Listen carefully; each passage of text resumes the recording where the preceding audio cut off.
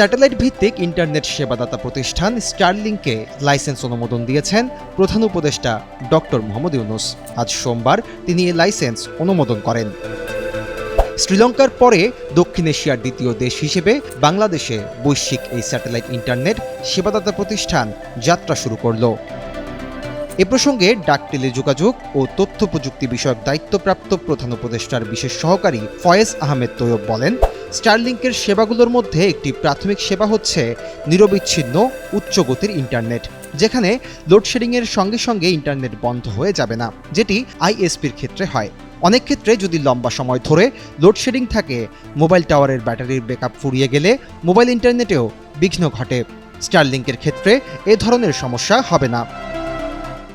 Bundle থাকলে প্রতি সেনমানিতে টাকা বাঁচবে।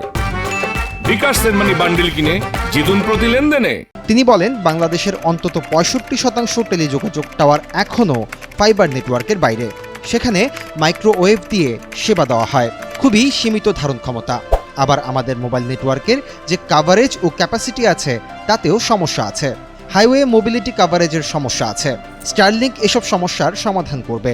স্টারলিংক বাংলাদেশের মোবাইল এবং ব্রডব্যান্ড ইন্টারনেট বাজারকে আরও প্রতিযোগিতামূলক করবে বলে জানান তিনি।